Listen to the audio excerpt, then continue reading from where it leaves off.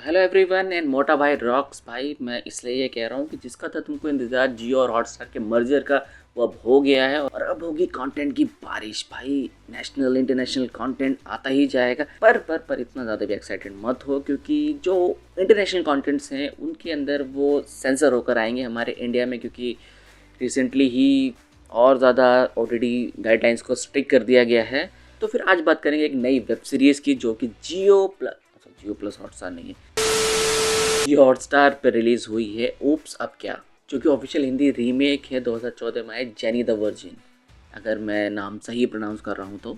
Series के अंदर जो लीड रोल में जिनके बारे में एक्चुअल कहानी है वो है श्वेता बसु, आसिम गुलाटी और अभय महाजन। तो कहानी ज़्यादातर इन्हीं तीनों लोगों के बीच में घूमती है और सीरीज़ के अंदर 8 एपिसोड्स हैं, बहुत बड़े बड़े 40 से 45 मिनट के, जो कि मैं बहुत ज़्यादा ये देख के खुश नहीं हुआ कि इतना ज़्यादा टाइम अब मुझे इस सीरीज़ को देना पड़ेगा। पर आप लोगों ने अभी तक ये सीरीज़ नहीं देखी है तो आप लोगों का टाइम मैं बचाने वाला हूँ। मेरा ये मानना है 40 से 45 मिनट के जो एपिसोड बनाएंगे उसको कट करके छोटा करके 30 से 35 मिनट में निपटाया जा सकता था और आराम से निपटाया जा सकता था।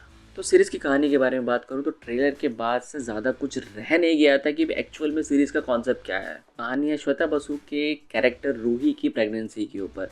वो एक्सीडेंटली प्रेग्नेंट हो जाती है। अब वो प्रेग्नेंट क्यों होती है, क्या वजह रही, वो भी हमने ट्रेलर में देख लिया था, क्योंकि एक डॉक्टर की गलती की वजह से वो प्रेग्नेंट हो जाती है। वो IVF सिस्टम जो चलता है उसकी वजह से, उस पर ज़्यादा ध्यान मत दो। एंड सेकेंड पार्ट है स्टोरी का, उस कहानी के साथ साथ ही चलना है क्राइम इन्वेस्टिगेशन का, जिसको लीड करते हैं अभय महाजन का कैरेक्टर। इन दो मेजर पॉइंट के अलावा भी कहानी में थोड़ा सा कुछ और है, जैसे किसी की पर्सनल लाइफ का देखना, जो कि ज़्यादा इम्पोर्टेंट नहीं लगता। पर हाँ, सीरीज़ के अंदर जावेद जाफरी जी भी हैं, तो वो भी आपको दिखेंगे एक्टिंग करते हुए, और उनकी भी एक कहानी है जो कि रूही के कैरेक्टर से ही कनेक्टेड है।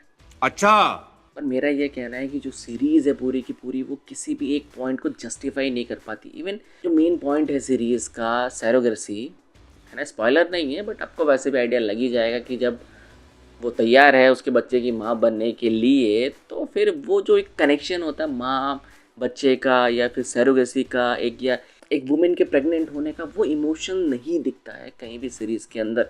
और कॉमेडीज़ मुझे थोड़ी बहुत दिखती है जो कि अच्छा लगता है, और साथ में गालियाँ भी हैं, तो इसलिए ये भी एक फैमिली शो नहीं बन पाएगा। मुझे ज़्यादा अच्छा लगता है वो जो क्राइम इन्वेस्टिगेशन वाला पार्ट है, वो थोड़ा सा कॉमिक तरीके से इन्वेस्टिगेट किया जाता है, और साथ में जो सीरीज़ के अंदर नरेशन चलता है कि उस सीन को जस्ट वॉइस ओवर के थ्रू एक्सप्लेन करना, वो थोड़ा सा अच्छा और कॉमिक लगता है। पर अभी भी मुझे सबसे जो मुझे बुरा लगा इस शो के बारे में, वो है इसका ड्यूरेशन। बहुत ज़्यादा ही लंबा है, उसको छोटा करके आप अच्छा बना सकते थे।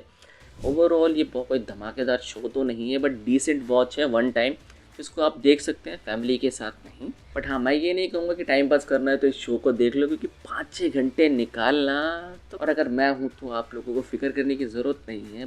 पर फिर भी अगर इस शो को तुम देखना चाहते हो तो एट द एंड, शो के एंड में बुरा नहीं लगेगा। तो ओवरऑल मेरा एक्सपीरियंस सीरीज़ के साथ थोड़ा अच्छा रहा, थोड़ा ख़राब भी रहा। मैं मिलता हूँ आप लोगों से एक नई वीडियो, एक नई रिव्यू।